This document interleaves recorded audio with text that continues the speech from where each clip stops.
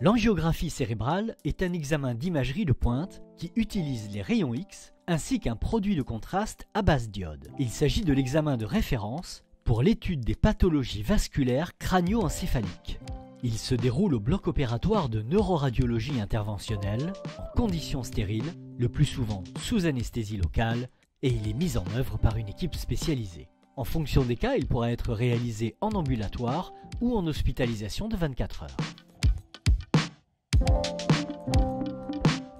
La préparation est très importante. Le jour de l'examen, il vous sera demandé de rester à jeun, sans manger, sans boire ou fumer, de réaliser une douche bétadinée, de raser les plis de laine et de venir sans bijoux, piercing, maquillage ou accessoires capillaires qui peuvent gêner l'interprétation des images. Pensez également à amener avec vous les différents documents médicaux d'intérêt, examen biologique et radiologique, liste des traitements et l'ordonnance du médecin. À l'exception des médicaments que nous vous aurions précisément demandé d'arrêter, vous pouvez prendre normalement vos autres traitements. Lors de votre installation sur la table d'angiographie, le manipulateur en électroradiologie vous posera une suite de questions de sécurité. Il conviendra de nous avertir si vous êtes enceinte ou à risque de l'être, ou allaitante, si vous êtes porteur de prothèses vasculaires, ou si vous avez été opéré dans la région du pli de laine, si vous avez déjà eu des procédures endovasculaires, si vous prenez des médicaments anticoagulants, si vous avez déjà présenté une réaction allergique après une injection de produits de contraste iodé, si vous êtes insuffisant rénal ou dialysé. L'examen se déroule en conditions stériles et débute par une anesthésie locale, au pli de laine ou au poignet. Le neuroradiologue va ensuite introduire un cathéter dans l'artère de la jambe ou du bras, puis va le faire remonter jusqu'aux artères du cou sous le contrôle permanent de l'imagerie. Le produit de contraste iodé est ensuite injecté dans le but de visualiser les vaisseaux cérébraux. À cette occasion, il est possible de ressentir une sensation de chaleur au niveau de la tête et du visage, d'apercevoir des flashs lumineux ou d'avoir des vertiges. Ces symptômes sont habituellement temporaires et régressent en quelques minutes. Sous anesthésie locale, il vous sera à tout moment possible de communiquer avec nous afin de rendre l'examen aussi confortable que possible. Il est à noter que dans le cas particulier d'une angiographie prévue par le bras, il est possible que l'artère ne soit pas navigable, si elle est trop petite par exemple. Dans ce cas, l'opérateur convertira l'examen et devra passer par la jambe.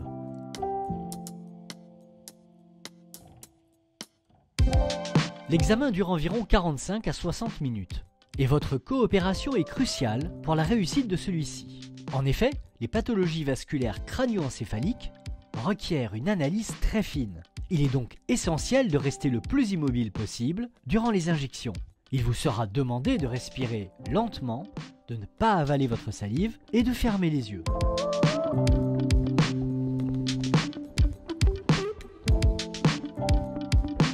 À la fin de l'examen, le neuroradiologue retire le cathéter du vaisseau, puis réalise une compression du point de ponction fémoral pendant une dizaine de minutes. Un pansement compressif est ensuite mis en place. Il vous sera nécessaire de garder la jambe immobile en extension pendant environ 6 heures. Au bout de ces 6 heures, vous pourrez alors vous lever et marcher. Le pansement compressif pourra être retiré dès le lendemain matin en l'humidifiant sous la douche. À noter que si l'angiographie est réalisée par le bras, un dispositif de compression pneumatique est mis en place au niveau du poignet. Celui-ci est gardé pendant environ 2 heures et vous pourrez ensuite vous lever. De manière générale, dans les 48 heures qui suivent l'angiographie, nous recommandons de limiter les efforts intenses et le port de charges lourdes, de bien s'hydrater, au minimum 2 litres d'eau par jour, afin d'éliminer le produit de contraste. Au-delà, vous pourrez reprendre une activité normale. Le médecin en charge de l'examen vous donnera un premier commentaire en salle d'angiographie, puis la version définitive du compte-rendu vous sera transmise dans les meilleurs délais.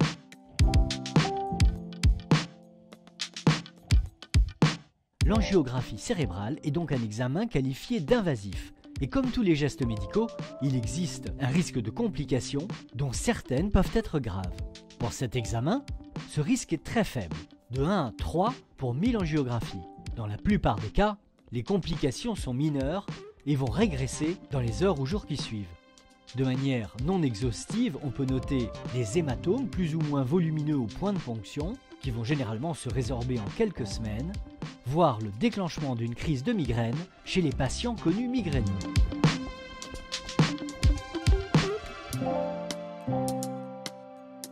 Une réaction allergique aux produits de contraste peut être rarement observée. Bien que les symptômes soient souvent mineurs et temporaires, toux, démangeaisons, éruptions cutanées, il existe très rarement des réactions cardio-respiratoires graves qui nécessitent l'intervention urgente de médecins anesthésistes. Exceptionnellement, un accident vasculaire cérébral, un AVC, peut survenir.